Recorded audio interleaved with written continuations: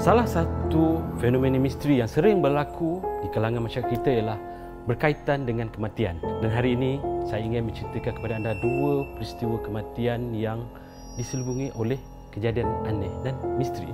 Pada awal tahun 2002 ketika saya menjalankan tugasan untuk majalah Mastika di Tambun Tulang, Perlis, saya telah bertemu dengan seorang wanita bernama Faridah.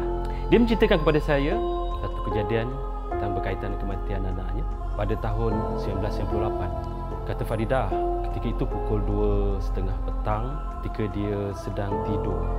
Hari itu dia sakit kepala, sakit yang amat sangat. Dan anak dia, Azhani dan juga Amir selalu bising, agak bergaduh, budak-budak kan. Jadi dia cakap dengan dua anak dia, janganlah bising, janganlah kacau mak nak tidur. Pergilah mandi ke, main kat luar ke, jangan kacau mak. Jadi anak dia berdua ni pun keluar, tak nak kacau mak dia tidur. Faridah cakap, cerita pada saya bahawa ketika dia sedang tidur dan anak dia pasti dah keluar, tiba-tiba dia rasakan lebih kurang dalam sejam, setengah jam lebih kurang begitu, dia rasakan ada satu tangan sedang peluk dia. Macam ada orang sedang peluk dia daripada belakang, macam anak dia. Tapi tangan tu sejuk sangat. Tangan tu sejuk, kaki macam peluk kuat dan sejuk macam ais. Jadi dia pun serentak dia bangun. Oh, dia kata mungkin anak dia mandi tadi, si Amir mandi ke ni.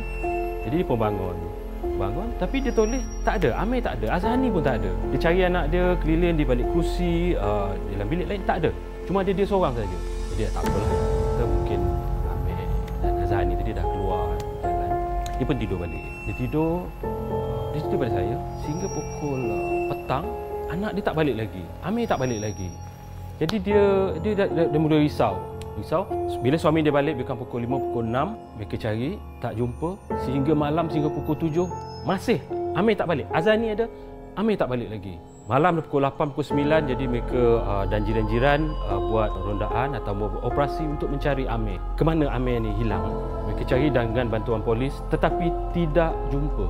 Sehingga pukul 1 pagi, 2 pagi, dan hanya pada pukul 6 pagi keesokannya barulah mereka jumpa bangkai basikal Amir di bawah jambatan tidak jauh daripada rumah dia, lebih kurang dalam 200 meter. Dan kemudian mereka menjumpai mayat Amir di tempat itu.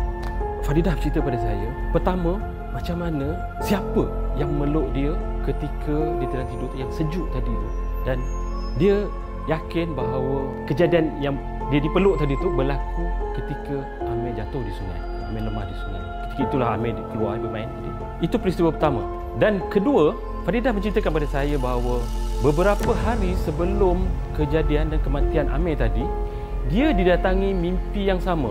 Dia mimpi Amir lemas di sungai dan dia cuba nak selamatkan Amir tapi tak dapat. Ketika dia cuba nak tangkap tangan Amir untuk selamatkan Amir, Amir hanyut. Sehari dua kemudian, mimpi yang sama juga. Peristiwa itu berlaku berulang kali dan mimpi itu seperti suatu alamat atau suatu tanda dan mungkin yang kata alamatlah yang akan berlaku pada hari lain. Itu kejadian pertama. Kejadian ini mengingatkan saya kepada apa yang berlaku pada keluarga saya juga. Dahulu nenek saya, dia tinggal dengan keluarga saya. Dia sakit ketika itu umur dia dah 80-an, sakit tua. Selepas agak lama sakit, terbaring, suatu hari dia beritahu dengan mak saya. Dia kata dia nampak akak dia datang. Akak dia dah meninggal, nenek saya ni. Dia kata akak ada dekat pintu tu, panggil dia. Jadi dia senyum, dia tengok akak dia, arwah akak dia kan, dia panggil, dia beritahu mak saya dengan arwah abah saya. Abah saya dia beritahu bahawa dia nampak akak dia datang, arwah akak dia. Dan tidak lama kemudian, beberapa jam kemudian dia sakit dia tenang dan dia meninggal. Ya, kematian pasti akan datang pada kita, tapi kita jangan lupa, kadang-kadang kematian itu datang dengan sesuatu yang kita tidak lupa.